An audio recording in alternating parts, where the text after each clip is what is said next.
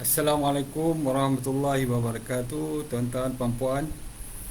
Terima kasih kerana mengikuti perkongsian saya pada malam ini berkaitan dengan satu produk susu yang dinamakan Vitrasure. Jadi insyaAllah kita akan tunggu lagi sikit beberapa satu atau minit untuk rakan-rakan kita masuk. Jadi untuk mengisi masa tu saya tengok mungkin ada rakan-rakan kita yang dah berada di Facebook saya pada malam ini. Seperti biasa kita akan memberikan 3 hadiah.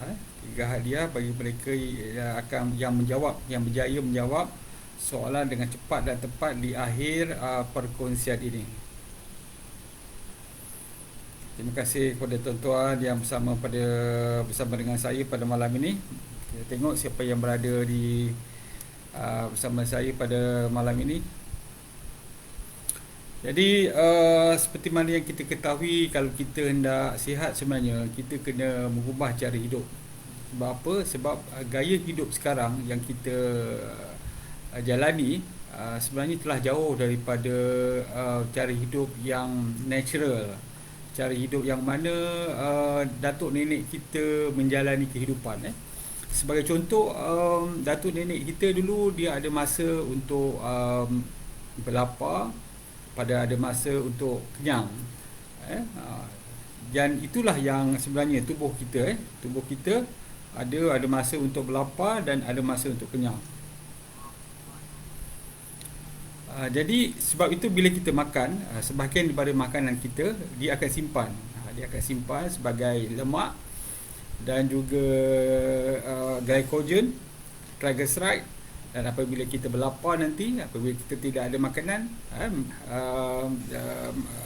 simpanan-simpanan inilah yang akan memberikan tenaga pada kita.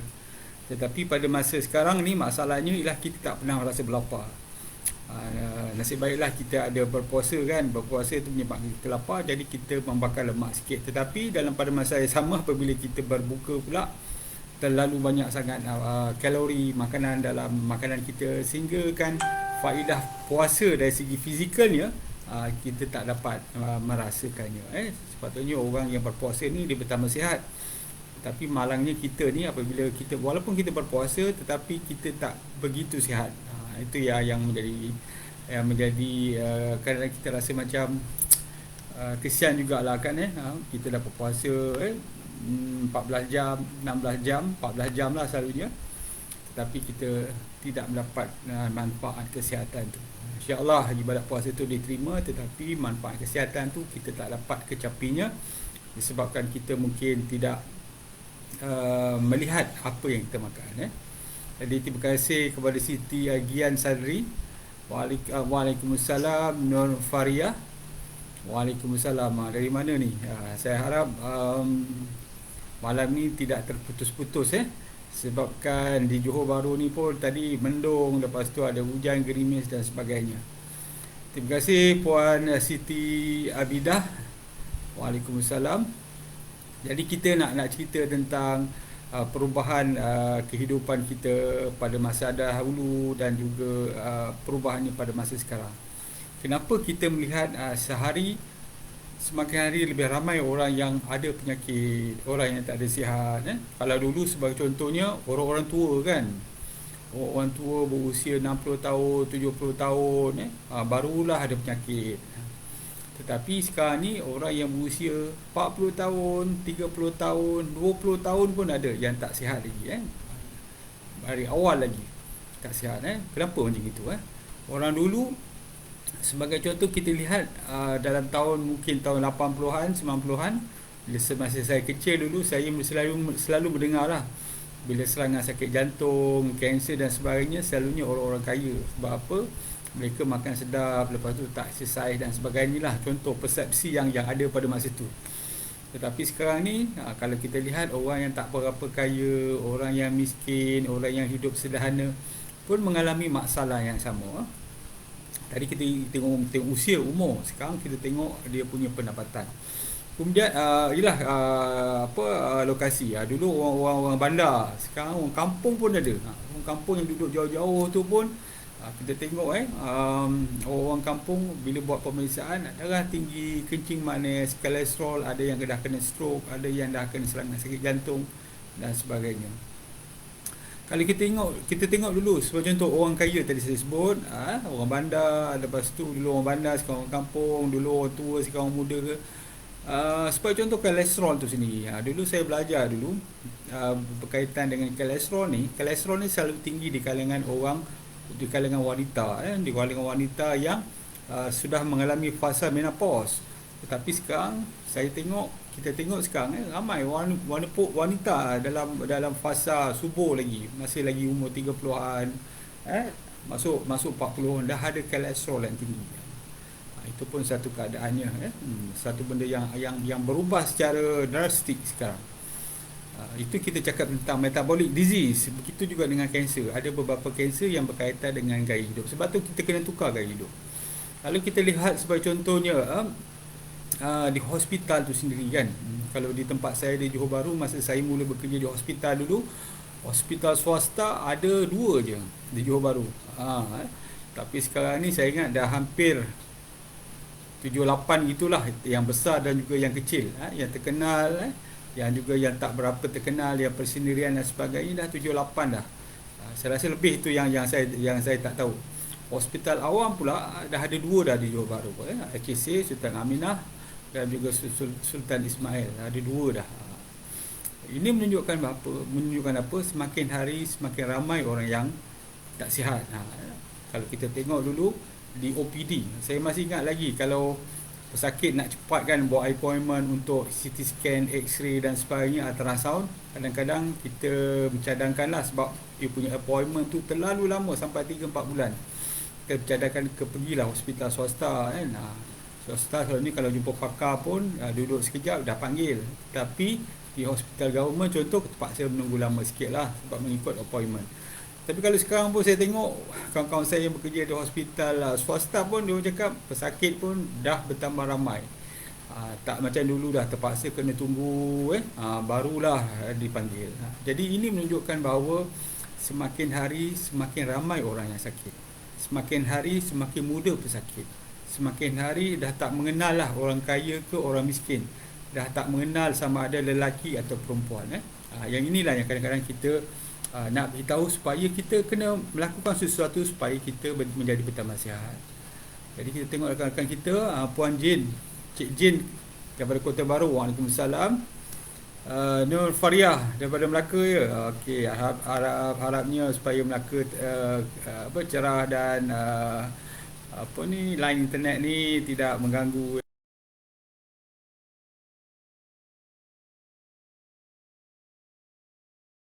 Alhamdulillah bersama kita buat perkongsian berkaitan dengan kesihatan, bagaimana kita untuk mengubah gaya hidup kita supaya kita menjadi lebih sihat.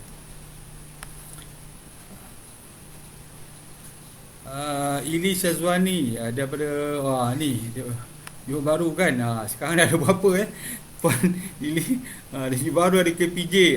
Itu KPJ Putri, KPJ Bersamad. Ni yang dulu-dululah masa saya bekerja dulu, awal-awal dulu kan.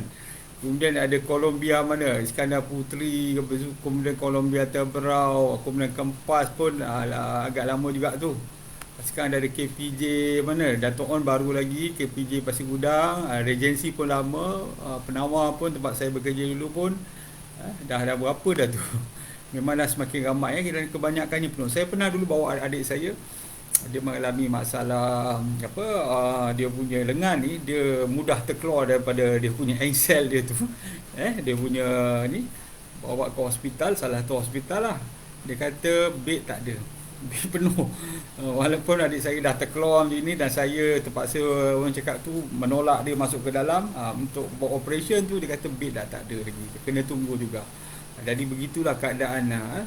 Kadang-kadang memang gitulah, memang dah Puan Ili 10 specialist hospital specialist di Johor Bahru. Lebih kurang itu.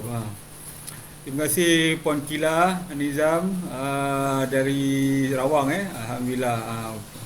Ini Puan Ran ni memang Puan, tempat Puan ni mungkin ada masalah. Saya itulah kita haraplah supaya mungkin menteri boleh tengoklah keadaan di sana, ada keadaan wifi, internet di sana.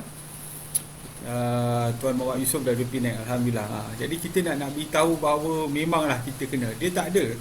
Sekarang ni kalau kita tengok semakin ramai doktor kan, semakin ramai spesialis, semakin ramai hospital, semakin banyak bajet KKM diperuntukkan setiap tahun, terutama sebelum Covid ni. Memang keperuntukan memang banyak. Tapi kalau kita lihat sebenarnya kadar penyakit pun semakin banyak. Kadar penyakit tu ada dua. Satu yang tidak boleh dielakkan, seperti contoh wabak kan, wabak virus tak boleh nak elakkan, memang dah berlaku. Tetapi contohnya diabetes, hypertension, hyperkolesterol ni sebenarnya boleh dielakkan kalau kita mengubah cara hidup. Dan kita tak semestinya orang cakap ini kita tak boleh buat sesuatu. Kita boleh buat sesuatu sebenarnya. Sebab benda ni adalah yang kita sebut sebagai NCD, non-communicable disease. Maksud dia apa? Penyakit yang tidak berjangkit. Nah, yang inilah yang kita boleh perbaiki. Dengan cara apa? Dengan cara kita mengubahkan cara hidup kita. InsyaAllah dia akan bertambah baik. Kalau kita hari ini nak hidup lebih lama, nak tengok cucu kita kahwin sebagai contoh kan, InsyaAllah kita tukar nanti, InsyaAllah dia akan membantu kita. Ni kan, memang di Johor Bahru pun sekarang ni setengah hujan ni, hujan renyai ni. Hujan renyai. Jadi insyaAllah okey. Apa pertama yang perlu kita buat? Selanjutnya orang tanya kan, macam mana doktor kita nak mengubah cara hidup kita ni menjadi lebih sihat. Pertama sekali, kita hendaklah perbanyakkan berpuasa. Ini yang saya sebut. Memang alhamdulillah lah, kita orang Melayu Islam ni memang ada orang cakap tu diwajibkan berpuasa pada bulan Ramadan 30 hari setiap tahun tu. Memang 30 hari selama 14 jam. Jadi sekurang-kurangnya dia membantu kita untuk berpuasa. Dan sepatutnya kita dapatlah, tak ada masalah lagi untuk kita meneruskan puasa ni. Sebab apa? Sebab seorang profesor daripada Jepun, Profesor Osunori Osomi, dia pemenang Nobel Prize tahun 2015 tak silap saya. Dia menyatakan bahawa apabila kita berpuasa, dia akan membantu kita sihat. Dia selalu beritahu kalau kita berpuasa kita akan menjadi sihat. Iaitu Profesor Oshinori Osomi, pemenang kita panggil dia pemenang Nobel Prize kan, untuk perubatan dan juga fisiologi tahun 2012. 2012 dia kata memang kalau kita berpuasa kita akan menjadi sihat. Jadi kalau kita ada penyakit tu, memang eloklah kita startlah berpuasa. Tak mampu berpuasa, kita jarakkan berpuasa, kita jarakkan makan. Dia sebenarnya membantu, banyakkan minum air kosong dan sebagainya. Itu cara pertama. Yang pertama. Yang kedua, memang susah kalau kita sebut kan. Memang kalau nak senang, kalau kita nak sihat tu memang sebab kita terpaksa menukar habit lama tu menjadi habit yang baru tu, memang susah nak tukar. Kalau kita nak pandai pun, kita nak dulu periksa pun memang susah. Kita terpaksa membaca buku, menghafal. Orang mungkin dah tidur, kita terpaksa membuka buku lagi. Dulu saya masa belajar di universiti dulu, saya memang wajibkan diri saya lepas makan malam tu pukul 7 tu, selepas sembahyang maghrib tu memang kena ke library. Sebab kalau pergi baca kat bilik ni memang kadang-kadang banyak gangguan kan, kawan-kawan dan sebagainya. Pergi library 8 sampai pukul 12 malam memang buka buku. In between tu adalah kita turun sejak, minum air dan sebagainya lepas 2 jam. Tapi itulah usaha yang kita kena lakukan supaya kita berjaya. Jadi untuk sihat pun sama. Untuk sihat ni kita kena apa? Untuk sihat ni kita kena berusaha tukar gaya hidup kita. Jadi insya-Allah dia akan membantu kita untuk lebih sihat. Bagi mereka yang mengalami penyakit kronik, metabolic disease ni, hypertension, kolesterol dan diabetes ni, berkemungkinan kita tidak memerlukan lagi kita tak memerlukan lagi ubat-ubatan daripada hospital. Mungkin dosnya perlahan-lahan kita boleh kurangkan dan akhirnya kita boleh berhentikan. Okey, terima kasih kerana bersama.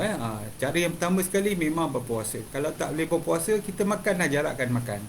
Mungkin kita makan satu hari 3 kali sebagai contoh kan. Sarapan, makan tengah hari, makan malam. ataupun kita boleh makan satu hari 2 kali, jarak dia 12 jam 12 jam. Itu pun bagus. Sebab apa? Sebab kita dah berlatih. Macam dulu saya ingat, saya sendirilah dulu, saya ingat saya ni ada gastrik tau. Saya kalau tak makan memang orang cakap tu memang nak mengamuk je lah, sebab perut kosong kan, memang tak boleh saya. Tetapi apabila saya cuba amalkan diet intermittent fasting, saya berpuasa, akhirnya saya dapat tahu bahawa sebenarnya saya tak ada gastrik. Sebab tu kadang-kadang saya cakap ni, gastrik ni kadang-kadang mainan minda saja. Minda kita ni cakap kan, kita tak boleh. Oh gastrik lama-lama gastrik jus keluar dengan banyak dan kita mengalami masalah. Saya perasan macam gitu. Dulu saya memang tak boleh. Kalau pagi-pagi tu memang, kalau tak makan tu memang tak boleh. Tapi alhamdulillah bila kita dah start berlatih, inilah yang kita nak beritahu. Sebab perut kita ni dia sebenarnya dia ada tempat latihan tu perempuan. Kalau kita dah biasa tak makan, lama-lama gastrik jus ni tak keluar lagi. Sebab contoh dia keluar waktu pagi. Tetapi apabila kita dah biasa tak makan waktu pagi, otak kita dah beritahu, tak ada makanan dekat perut, dia tak mengeluarkan gastrik jus. Sebab tu bila kita puasa, selalu seminggu pertama memang kita mengalami rasa kekembungan, tak selesa dan sebagainya. Tetapi selepas seminggu kita berpuasa, otak kita dah train, pagi-pagi, awal pagi pukul 5 dah kita makan, lepas tu pukul 9, 10 kita tak makan. Otak kita dah beritahu kita dah ada pertukaran pola pemakanan, jadi dia tak mengeluarkan apa-apa. Yang inilah yang kadang-kadang kita kena bertahu, kita kena perlu berlatih. Bila berlatih lama-lama dia akan okey. Sebab tu sama juga kalau kita hari ni nak dapat badan atau otot yang sado kan, kita angkat berat, berlatih angkat berat lama-lama otot kita akan menjadi besar. Begitu juga kalau kita selalu tak makan, selalu kita menjarakkan makan, lama-lama perut kita akan menjadi kecil, dan bila kita makan sikit pun kita dah rasa kenyang. Itulah antara contoh. Pertama sekali ialah jarakkan waktu makan, berpuasa. Jarakkan, bukan kita tak makan langsung, makan tetapi kita jarakkan. Itu yang pertama. Yang kedua adalah kita makan tu makanan yang bernutrisi. Jadi bila kita makan, pilih makanan yang bernutrisi, kurangkan junk food, kurangkan processed food, kurangkan makanan-makanan yang segera. Kalau makan nasi, apa masalahnya? Makan nasi, kita gunakan macam-macam style. Ada orang nak makan gunakan style healthy plate. Maksudnya beras kan, ada beras, lepas tu ada sayur, ada protein. Beras tu kalau saya cadangkan, kalau ada diabetes, hypertension tu dan juga kolesterol, tukar beras perang, beras basmati beras putih, tetapi glikemik dia sederhana. Kalau beras perang, beras rebus, itu lagi bagus, sebab dia punya glikemik dia lagi rendah dan dia mempunyai banyak fiber. Banyakkan sayur, kalau contoh kita lapar in between meals kita, waktu breakfast, waktu lunch kita lapar, kita boleh ambil sikit-sikit buah-buahan, buah apple, buah batu, buah-buah yang banyak fiber tetapi tidak banyak kalori. Ataupun kita ambil ke kacang, nut kita ambil, nut itu semua bagus sebab memberikan kita omega 3 dalam badan kita. Jadi itu adalah ada cara. Jadi pertama sekali saya cadangkan kena banyak berpuasa. Yang kedua, kita pilih makanan bila kita makan. Pastikan kita pilih karbohidrat yang kompleks. Lepas tu kita pilih protein yang essential, protein yang perlu. Dan juga kita perlu mengambil minyak yang sihat. Jadi 3 tu kita pilih. Jadi bila kita pilih benda-benda macam ini, barulah dia menjadi nutrisi pada tubuh kita. Dia merawat tubuh kita. Sebab tu ramai yang bercakap makanan boleh menjadi racun dan juga makanan boleh menjadi ubat pada diri kita. Jadi sebab tu kita kena pilih, barulah kita akan mendapat manfaat daripada kita makan. Kalau tak tuan-tuan, memang kita makan hari ini, besok kita tak jadi apa-apa. Tetapi proses dia mengambil masa 5 tahun, 10 tahun, 15 tahun. Jika kita tak orang cakap tu tak buat perubahan, memang kita akan sakit. Dan inilah kalau kita berumur 40 tahun, selalunya itulah umur 25 tahun, yang kita berusia umur 25 tahun kita makan tu, akhirnya sikit dan menjadi begini. Okey. Kita tengok rakan-rakan kita, Nur Azhar Mak Noh. Waalaikumsalam. Puan Nur Azhar dari mana puan? Abdul Razak, Tuan Abdul Razak sama. Assalamualaikum doktor. Apa cara turunkan uric acid? Saya telah jaga makan dan ambil minyak sihat. Alhamdulillah. Uric acid, saya jawab sikit lah sebelum saya teruskan. Uric acid ni sebenarnya adalah apabila kita mengambil banyak secara mudah kita tak perlu sebut air purin lah, apa uric acid. Apabila kita ambil protein daripada haiwan, terutamanya daging merah, dan juga protein daripada makanan laut, dia sebenarnya akan meningkatkan uric acid dalam tubuh kita. Perkumuhan dia tu memang purin, lepas tu akan jadi uric acid. Tetapi uric acid ni kena faham, dia keluar melalui air kencing. Jadi kalau kita minum air kencing yang secukupnya, uric acid tu akan keluar melalui air kencing. Tetapi kalau kita terlalu sangat makan banyak sangat protein daripada haiwan dan juga daripada seafood, daripada makanan-makanan laut ni, kerang apa dan sebagainya contoh, dia menyebabkan uric acid ni yang keluar ni tak cukup banyak. Jadi dalam tubuh kita level dia tinggi saja. Orang cakap tu penghasilan lebih tinggi daripada pembuangan. Jadi dia tinggi. Jadi sebab tu kena minum air banyak. Kalau tak, memang dia akan mendak. Perkataan mudah tu, mendak di sendi-sendi menjadi tofai ataupun kristal, menyebabkan sendi kita akan menjadi sakit, tak boleh bengkok, dan akhirnya dia bengkak lah menjadi berdenyut. Jadi cara paling mudah ialah pertama sekali minum air kosong sebanyak yang mungkin. Sebanyak mungkin tak adalah sampai 4 liter. Ambil 2 liter, 2 liter setengah. Pastikan air kencing kita jernih, dah mencukupi. Itu yang pertama. Yang kedua, kurangkan makanan daging merah, daging haiwan kaki 4 ni, dan juga seafood. Seafood tu tak termasuk ikan. Ikan tak dikirakan sebagai seafood. Makanan-makanan lain, kerang-kerangan orang panggil, yang itu yang menyebabkan masalah ni. Udang, sotong, dikatakan menyebabkan masalah ni. Jadi kalau saya, senang saja, advice saya, kurangkan makanan bagi telur. Kita ada telur, kita ada ikan, apa masalah? Kita tak ada kekurangan seafood, kekurangan protein sebenarnya. Minum air kosong, dia membantu kita. Jadi pastikan production atau pengeluaran uric acid dalam tubuh kita ni tidak terlalu banyak, dan kita minum air yang baik supaya dapat dikeluarkan dari tubuh kita. InsyaAllah dia akan pelan-pelan, dia akan turun. Sebab tu kalau dah sakit, susah sikit lah, dia ambil masa sikit. Sebab tu kita bagi painkiller dan sebagainya. Tetapi untuk prevention, terbaik sekali adalah minum air, kurangkan makan makanan daging merah dan juga seafood. Okey, Tuan Razak, saya dah bercerita, harap dapat membantulah. Okey. Kita bercerita tadi tentang apa makanan dan sebagainya. Itu yang kedua. Pemakanan yang sihat ni sebenarnya panjang lah, tapi saya ceritakan lebih kurang je. Maksud dia, kalau kita nasihat umum macam saya ni dah umur masuk 50 kan, jadi kita kena makan tu kena berhati-hatilah. Kerana kalau kita nak rasa sikit tu okey lah, tetapi janganlah terlalu cakap tu macam kita berusia 20-an, 30-an kan, kita dah usia 40-an, masuk 50-an macam saya dari Mesiri ni, kita rasa-rasa sikit okey lah. Tapi jangan orang cakap tu, jangan banyak sangat atau pulun betul-betul makan macam itu. Dia tidak membantu kita sihat. Okey, Puan Nur Fariah, doktor nak tanya, kuning telur tinggi kolesterol. Kuning telur memang ada kolesterol, tetapi kena faham penyerapan kolesterol daripada makanan hanya 10% saja. Kena faham.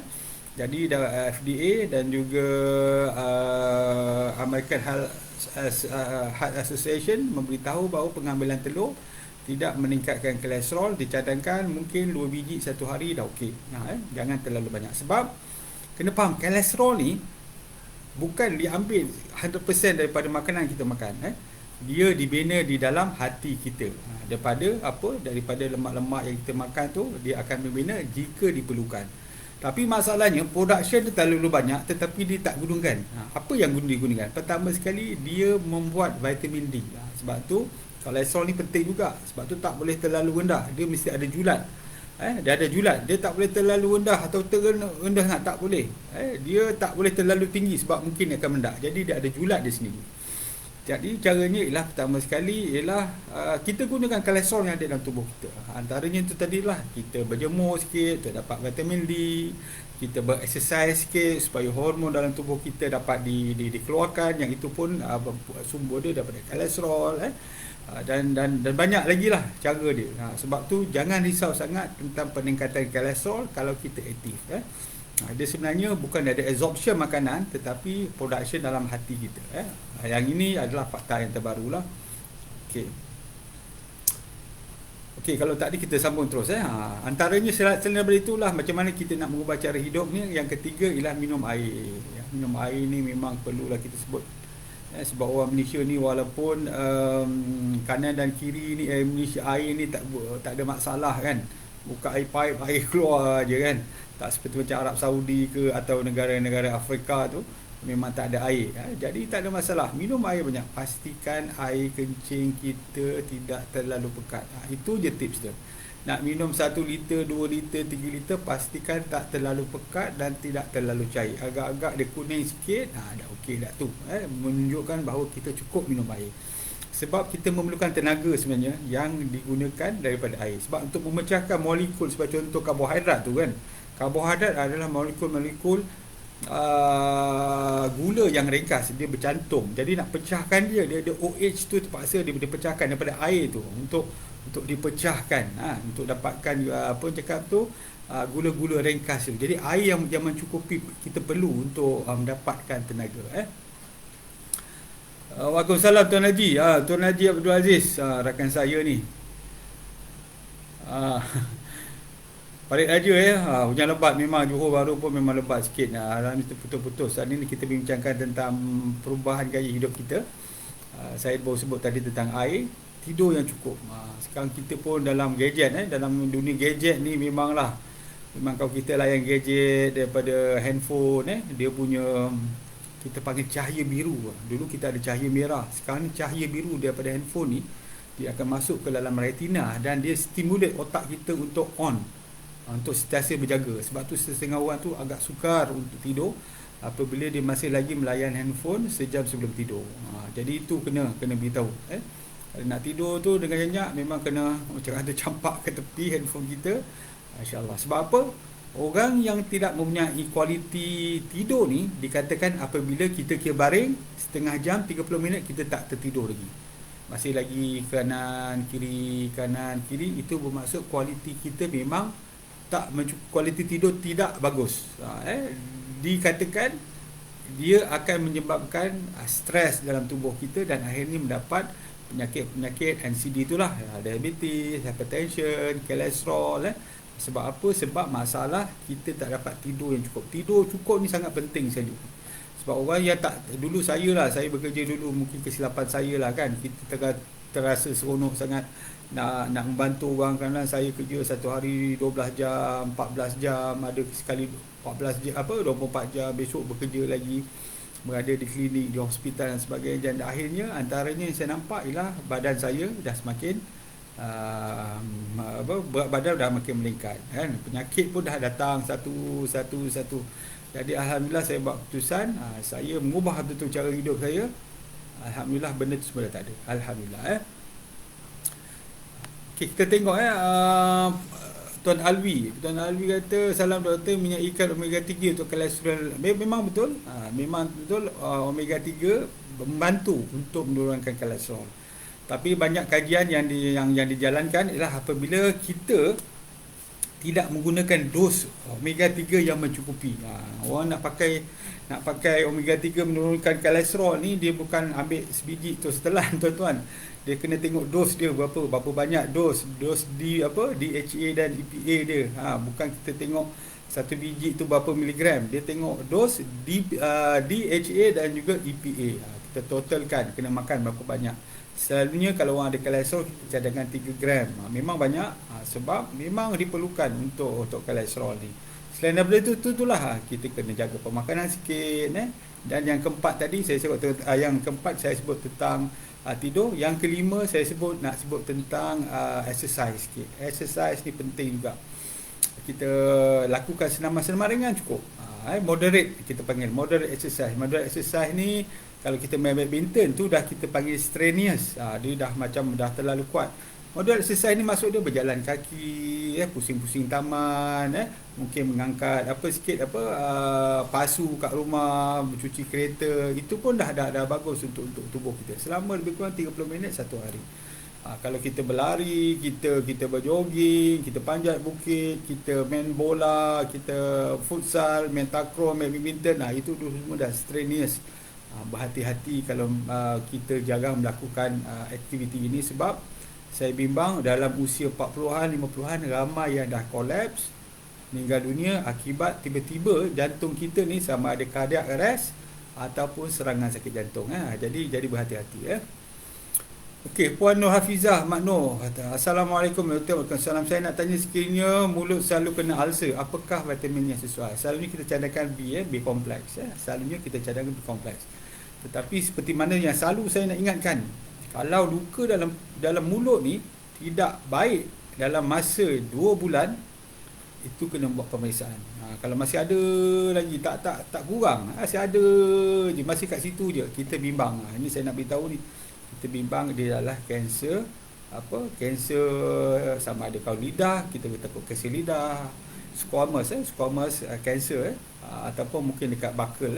Saya dulu ada seorang patient, dia mengadulah ada luka dekat dia punya lidah tu. Saya tanya berapa lama dah ni, kata dah sebulan lebih doktor. Okeylah, saya boleh bagi dulu, tapi kalau tak baik kena buat pemeriksaan. Lepas tu selepas 2 tahun dia jumpa saya masih ingat lagi dia sebab dia berasal daripada kota tinggi dan juga badan dia agak besar. Jadi saya ingat muka dia. Saya tanya, macam mana hari tu, luka dekat mulut. Dia kata, doktor saya dah buat operation dah. Doktor kata confirm kanser, dia dah ambil flight kat sini, dah tampal sini dan sebagainya. Jadi itulah, lebih daripada 2 bulan tu kena buat pemeriksaan, dan itu bukan lagi yang normal lagi. Mahjan Mahmun, Assalamualaikum warahmatullahi wabarakatuh. Daripada mana ni? Daripada Langkawi ke? Ada gambar burung elang tu. Fazil Jaafar, Assalamualaikum doktor, atas info. Waalaikumsalam. Jadi kita sebut tadi tentang tidur tadi kan, tidur kena cukup lah. Tidur yang cukup macam mana? Bila kita bangun kita rasa segar.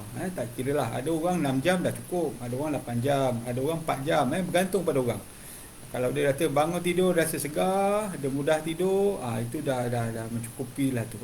Setengah orang tu dia kata 6 jam, itu panduan saja. 6 hingga 8 jam ni panduan saja, bukan kena ikut mesti 6 8 tak.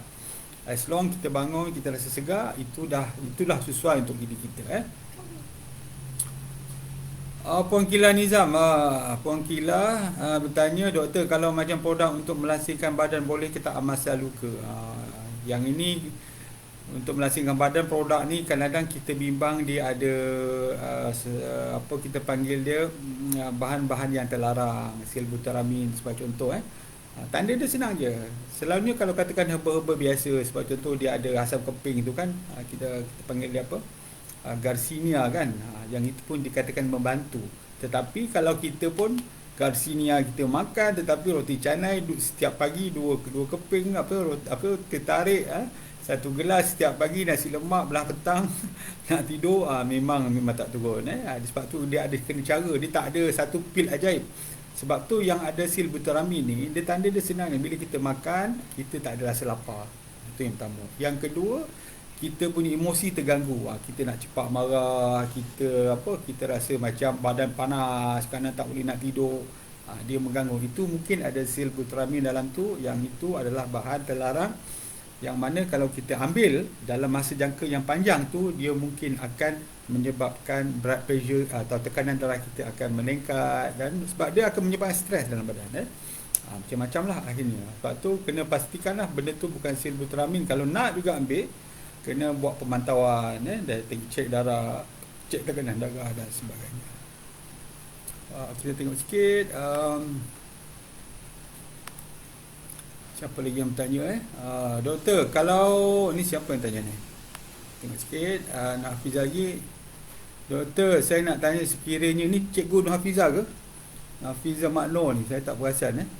Nak tanya, sekiranya dalam mulut selalu ada ulcer, vitamin. Ni saya dah jawab tadi. Okey, Nur Hafizah tadi. Vitamin B kompleks, ya betul. Betul kompleks. Puan Nur Hafizah. Okey, Kila dah saya menjawab soalan tadi. Okey, yang ke berapa tadi? Yang keenam, yang keenam, bagaimana kita nak sihat ni, kita kena menjaga stres kita.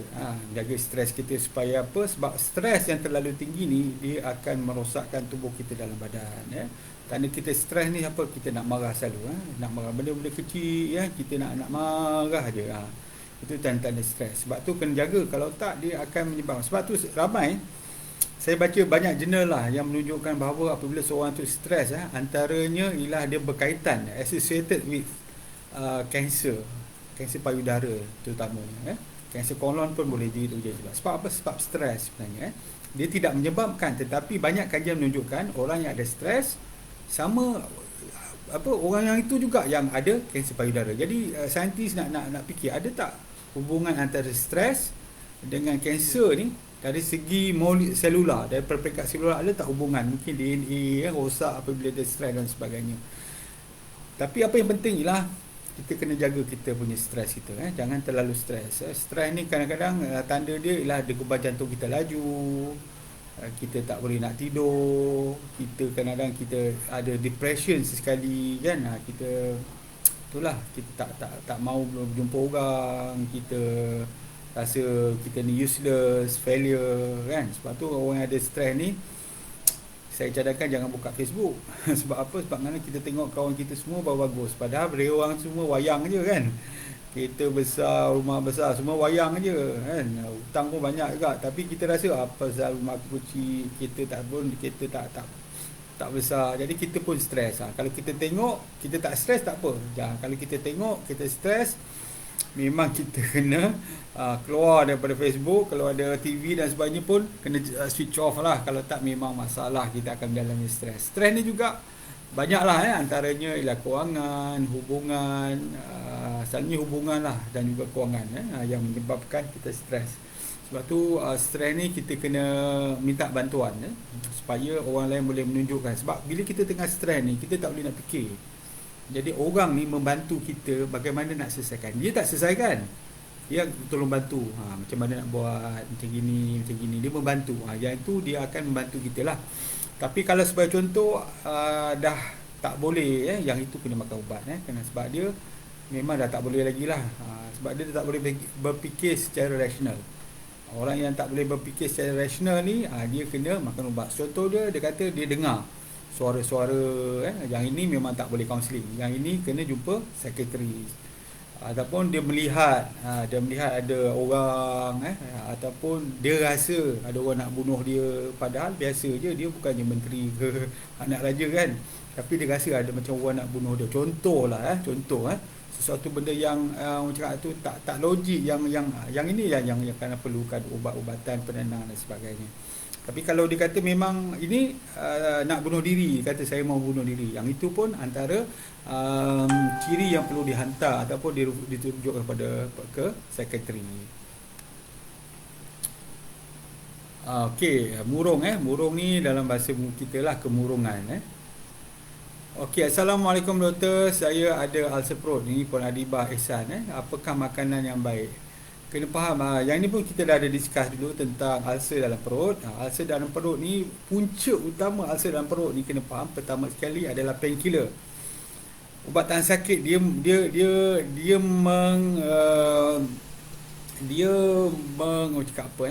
menghalang pembentukan prostaglandin. Jadi prostaglandin ni diperlukan supaya perut kita menghasilkan satu lapis membran, satu lapis protein yang dinamakan mucin, yang menghalang apabila asid dikeluarkan daripada perut kita ketika kita makan. Bila kita makan, perut tu penuh, asid akan dikeluarkan. Tetapi asid ni, perut kita ni dilindungi sendiri oleh satu lapisan protein yang kita panggil mucin. Jadi dia tak boleh menghakis lapisan dalam tu. Mucin ni dikeluarkan, tidak boleh dikeluarkan apabila kita ambil painkiller. Sebab tu orang yang ambil painkiller, dia menyebabkan mucin tak dihasilkan, dan asid dari perut dia akan menghakis, bukan sebab kita banyak makan, tetapi sebab mucin tak dibina, tidak dihasilkan di situ. Itu yang pertama. Yang kedua adalah isap rokok.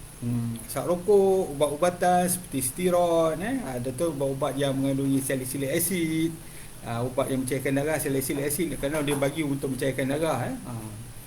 Itu pun ada gastric. Jadi cara yang paling penting sekali ialah elakkan benda-benda macam gini. Elakkan painkiller, kalau boleh jaga steroid kita. Lepas tu apa lagi, rokok kalau kita boleh, arak, itu semua menyebabkan perut kita akan jadi pedih. Selain daripada itu adalah kuman H. pylori. Jadi antara yang terbaik, kalau saya memang saya mencadangkan ambil minyak zaitun. Tendernya membantu kita. Banyakkan sayur-sayuran, itu pun membantu membantu supaya kuman baik dapat ditingkatkan dalam tubuh kita, dan juga dia akan mengurangkan koloni H. pylori. Itu kajian terbaru yang saya baca. Okey,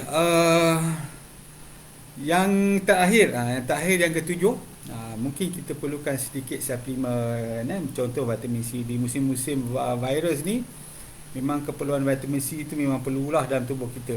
Sebab dia memang dalam banyak kajian menunjukkan vitamin C ni, vitamin C, vitamin D terutamanya, dan zinc akan meningkatkan sistem daya tahan kita. Yang ini paling bagus sekali. Kena ambil makanan-makanan, suplemen ke apa ke. Sebab dalam kajian menunjukkan bahawa kebanyakan orang, lebih kurang 50% manusia dalam dunia ni, terutama daripada negara-negara sejuk, di Amerika Syarikat, UK dan sebagainya, Malaysia ni, sebab terdedah pada cahaya matahari, itu pun ramai yang mengalami kekurangan defisiensi vitamin D. Sebab tetap lagi negara-negara ni, sebab matahari tak banyak. Matahari 3 bulan 4 bulan saja kan. Musim masa musim panas, musim sejuk memang tak ada. Musim winter, musim apa lagi, musim autumn tak ada. Jadi musim panas je yang ada. Jadi mereka memang kekurangan vitamin D. Dan orang Malaysia pula tu, masalahnya sekarang ialah kita bekerja dalam bangunan. Kita bekerja keluar, duduk dalam bangunan, tak keluar-keluar lagi. Balik kan dah nak maghrib baru kita keluar. Jadi pendedahan pada cahaya matahari tu agak kurang. Itu menyebabkan vitamin D kita memang selalunya sama ada insufficient, maksud dia kekurangan, ataupun deficient. Maksud dia kekurangan ataupun memang tak mencukupi. Memang vitamin D sangat penting. Tuan-tuan boleh baca banyak jurnal. Saya bukan nak cakap sembang kari. Boleh banyak dalam jurnal. Vitamin D, vitamin C, zinc memang bagus untuk kita. Okey, seterusnya Puan Hasbiah Muhammad Sairi. Assalamualaikum doktor, makan suplemen dengan ubat hospital memang kena jarak ke? Seeloknya jarak lah. Seeloknya jarak 2 jam. Boleh tak makan sekali? Seeloknya jarak. Sebab apa? Kita bimbang keberkesanan ubat tu. Kadang-kadang dia mengganggu. Jadi tak maulah nanti bila makan ubat darah tinggi ni, tekanan darah tak turun-turun. Doktor tanya awak ada makan apa? Saya ada makan suplemen. Suplemen apa? Suplemen ni. Sebenarnya suplemen tu tak ada apa-apa, tapi disebabkan oleh makan bersama dengan ubat-ubatan, jadi doktor kata inilah punca dia makan awak suplemen, padahal tak ada apa pun. Jadi saya carakan jarakkan supaya keberkesanan ubat tu, keberkesanan ubat tu lebih baik. Selalunya bila kita amalkan 7-7 ni yang saya sebut tadi, 7-7 tu, tuan-tuan kalau boleh senaraikan tu bagus. 7-7 ni insya-Allah yang mana ada masalah metabolic disease tu, selalunya dia punya dos ubat tu akan dapat dikurangkan. Tekanan darah dah cantik, gula dah cantik, kolesterol dah turun. Yang ini perlu diturunkan dos. Lama-lama ramai, saya dah jumpa ramai orang yang kena ubat kolesterol, doktor kata dah tak payah makan sebab dah normal. Tekanan darah pun dah normal. Kalau makan dah jadi hypo, kata sangat rendah, penat, letih. Gula pun, diabetes pun sama. Kalau makan dah jadi hypo. Sebab tu sebab apa? Sebab gula dia dah bertambah cantik. Sebab pengamalan kita panggil dia 7 langkah sihat ni. InsyaAllah dia akan membantu kita. Muhammad Yusof, Tuan Muhammad Yusof bertanya, adakah dengan minum susu sebelum tidur dapat membantu nyenyak? Betul, minum susu sebelum tidur sebab dikatakan dia ada amino acid tryptophan nama dia, yang dia akan membantu. Tapi kalau kita berserabut, kita tidur pun kadang tak membantu. Tetapi untuk orang yang biasa ni kan, minum tu dikatakan lebih baik lah untuk kadar kualiti dia tidur. Tetapi dia bukannya ubat, kena faham, bukan ubat tidur, tetapi dia membantu. Bagaimana cara untuk dapatkan tidur yang berkualiti? Tidur berkualiti dia ada, kita sebut sebagai sleep hygiene. Sleep hygiene ni berkaitan dengan tempat tidur dia. Jangan terlalu sejuk, jangan terlalu panas, kena bersih, tak ada bising, cahaya tidak banyak. Ini semua kita bagi sleep hygiene. Dalam tubuh kita pun sendiri mesti ada cukup melatonin dalam tubuh kita. Kalau tak cukup melatonin, memang kita akan tak boleh nak tidur, sel mata kebil dan sebagainya. Poin kila dah dapat. Puasa, pemakanan ni ambillah nutrition. Nutrition, makanan yang bernutrisi. Selalu sebut kadang-kadang minum air yang mencukupi, tidur, senaman yang awak cakap tu yang sesuai, menjaga stres, suplemen yang diperlukan lah. Jangan kita ambil banyak sangat, mengikut keperluan kita.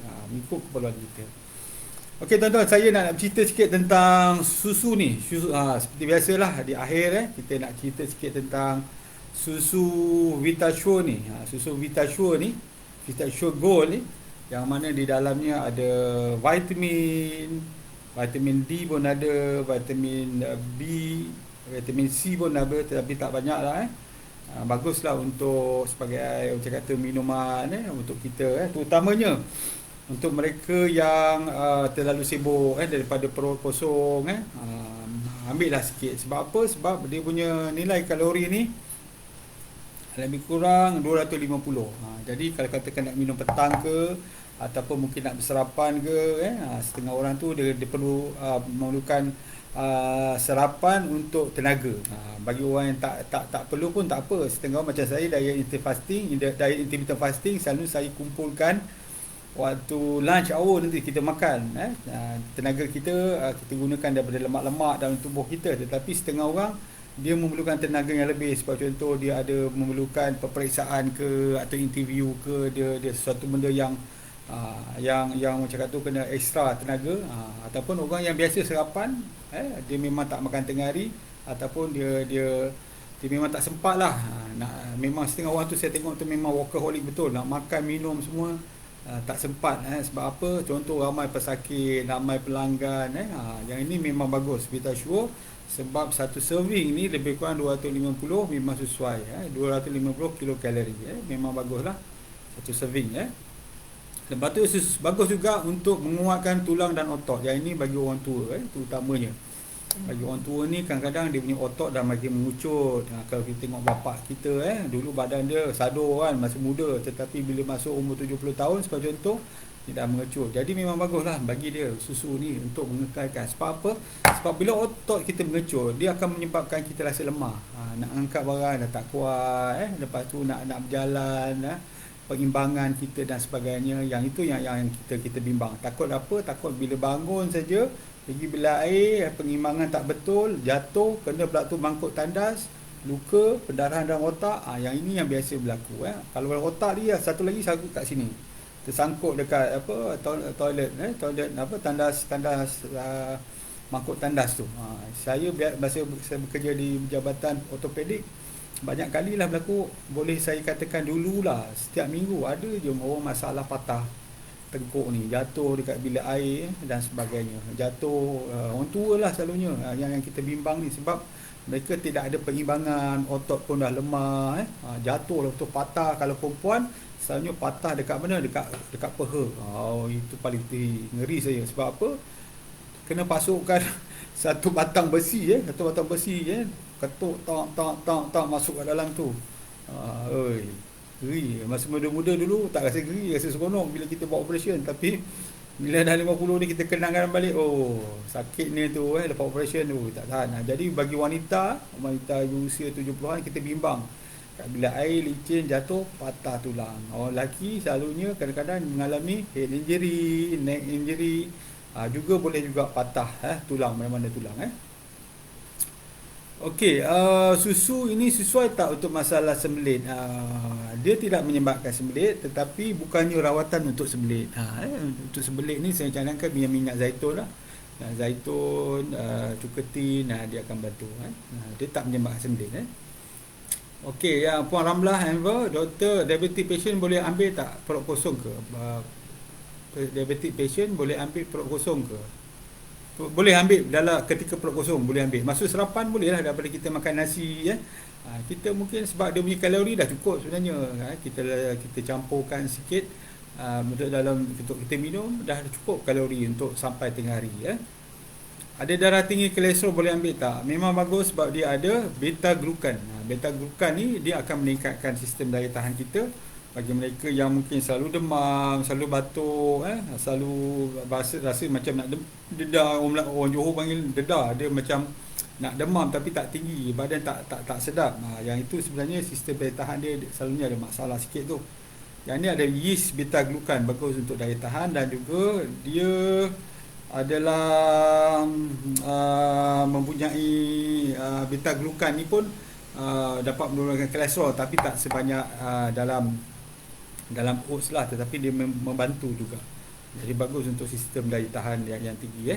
Campur oats sikit boleh tak doktor? Boleh campur oats sikit. Dia bagus untuk kolesterol kita, untuk kolesterol. Tetapi dia bukannya ubat nak menggantikan ubat kolesterol, tak dia. Dia membantu. Maksud dia kalau kita amalkan tiap-tiap hari, berkemungkinan besar apabila kolesterol kita turun, kita boleh kurangkan dos ubat kolesterol ini. Nak beli kat mana boleh dapatkan doktor? Boleh dapatkan daripada saya. Nanti kita punya admin bagikan link, dan tuan-tuan puan boleh belikan dari sana. Vitasure bagus. Saya pun ambil juga waktu pagi, sebab saya kadang kalau katakan saya intermittent fasting, saya tak ambil lah. Tapi selalunya saya buat intermittent fasting setiap hari at least 12 jam. Kalau saya buat 16 jam memang saya tak ambil waktu pagi, saya ambil waktu petang.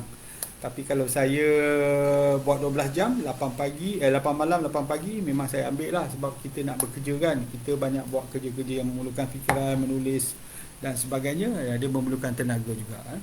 Jadi Alhamdulillah lah, bila kita amalkan fasting tu, pada saya, dia membantu saya banyak. 8 malam, last sekali makan, lepas tu minum air kosong, tidur, besok bangun pukul 5, saya ambil minyak zaitun.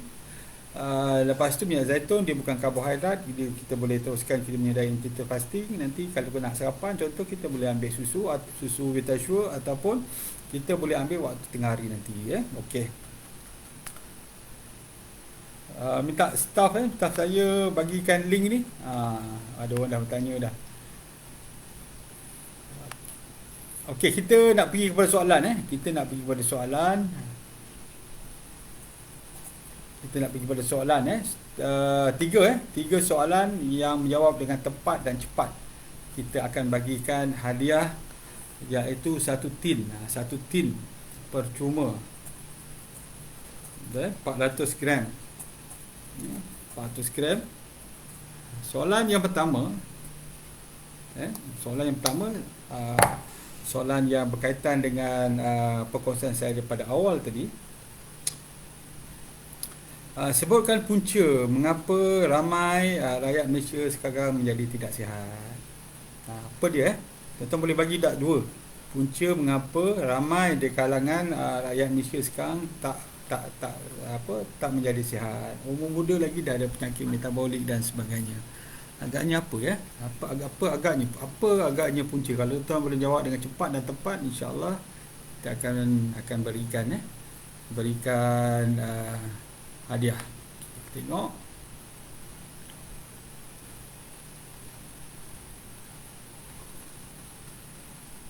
Ada soalan, jawapan? Saya tunggu beberapa saat lagi kalau dapat. Minta dua. Dua. Mengapa rakyat Malaysia tidak sihat? Menjadi lebih ramai yang tidak sihat. Mengikut perkongsian saya pagi tadi, awal tadi.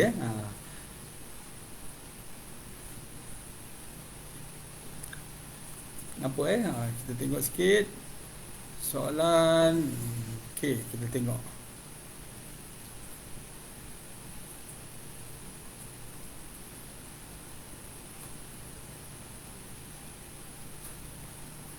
Okey, kita tunggu lagi beberapa minit lagi. Tengok kita punya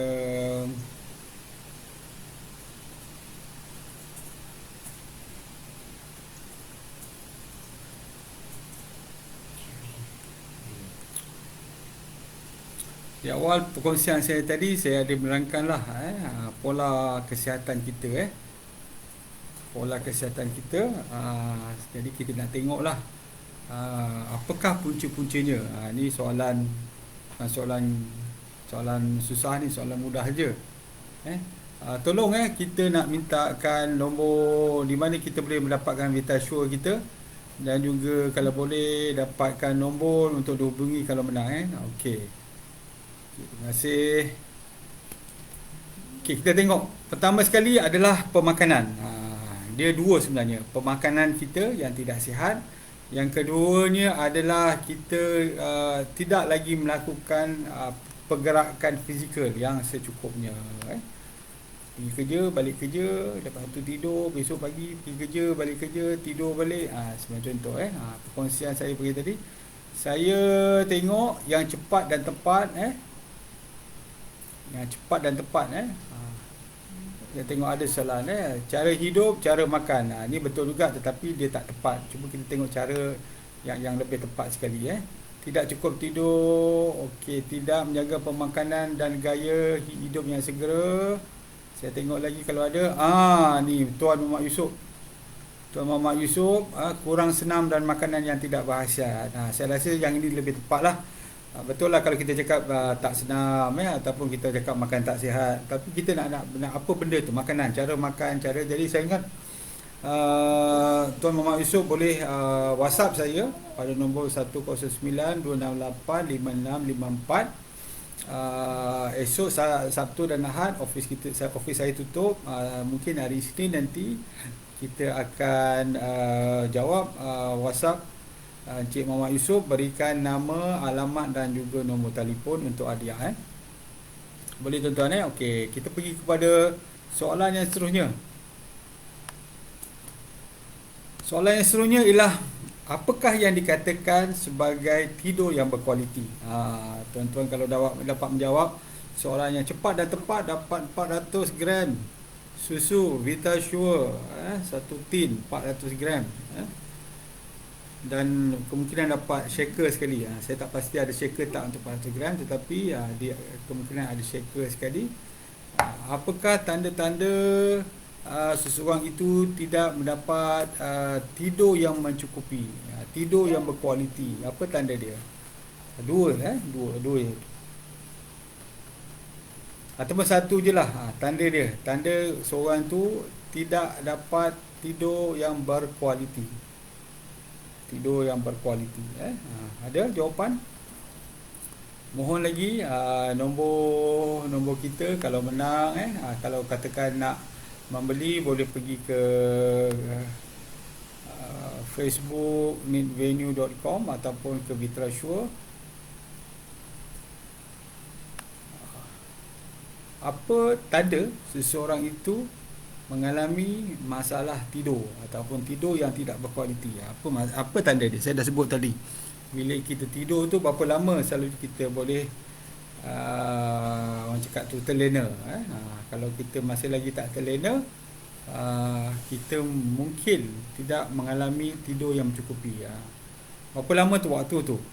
Berapa lama waktu tu untuk kita lena? Kalau lebih daripada waktu tu, maksud dia kita memang tidur kita tidak berkualiti. Baring tak tidur-tidur dah. Baring tadi dah pukul 11, ini pukul 12 tak tidur lagi. Ini nak pukul 1 lah ni, tak tidur lagi. Apa masalah dia? Puan Hasbiah Muhammad Syairi, alhamdulillah tidak lena dalam tempoh 30 minit berbaring. Betul, tepat sekali. Tepat dan cepat Puan Hasbiah Muhammad Syairi. Boleh WhatsApp saya ke nombor yang tadi tu. InsyaAllah hari Isnin kita akan balas dan hantar kepada HQ Vitasure. Lepas tu harap dapatlah hadiah yang dijanjikan. Kalau tak dapat boleh inform kita balik 30 minit. 30 minit betul. 30 minit selepas berbaring tadi kita masih lagi tidak orang cakap tu tidak terlena, itu menunjukkan kita ada masalah tidur, insomnia. Peringkat-peringkat lah. Ada yang peringkat teruk, ada peringkat kronik, ada peringkat acute, ada peringkat severe yang kita panggil, ada moderate. Jadi bergantunglah. Kalau katakan sampai 2-3 jam, itu teruk sangat. Okey. Boleh Okey, yang terakhir sekali, apakah vitamin yang bagus untuk tubuh kita yang ada di dalam Vitasure ni, yang meningkatkan sistem daya tahan kita? Apakah vitamin yang saya sebut tadi tu, yang kita jemur dalam matahari tu untuk dapat? Tetapi dalam ni pun ada sikit Jadi bila kita minum tu membantu kita untuk mendapatkan sistem daya tahan yang bagus, meningkatkan sistem daya. Selain daripada kita ada yeast beta glucan ni, dia ada satu vitamin yang bagus untuk kita. Apa nama vitamin tu? Tuan-tuan boleh jawab? Beta glucan, vitamin apa tu? Okey, kita dapatlah seorang yang menjawab dengan baik, iaitu yang cepat dan tepat. Memang tuan-tuan boleh menjawab dengan cepat tapi tak tepat. Itu yang masalah. Kadang tepat tapi lambat. Jadi saya tengok yang paling cepat sekali ini Puan Kila lah sebenarnya, Kila Nizam ni. Sebelum tu ada lagi, minta maaf, bahagian atas ni yang cepat lagi. Yang cepat ni saya tengok Puan Ran Ibrahim. Puan Ibrahim, vitamin D dan vitamin C. Dalam ni ada vitamin D dan sedikit vitamin C. Dia baguslah untuk tubuh kita kan. Yang mana orang sihat tu tak perlu banyak sangat vitamin C. Bagus untuk ni, vitamin C dan vitamin D meningkatkan sistem daya tahan kita selain daripada yeast beta glucan yang ada dalamnya. Okey tuan-tuan, Puan Ran Ibrahim, terima kasih, tahniah. Hubungi dari nombor yang tertera, insya-Allah kita akan bagikan hadiah 400 gram satu tin Vitasure. Jadi saya rasa dah pukul 9, dah pukul 10 dah. Terima kasih kepada tuan-tuan, puan-puan yang bersama dengan saya pada malam ni. InsyaAllah kita akan berjumpa lagi di minggu depan pada jam dan waktu yang sama.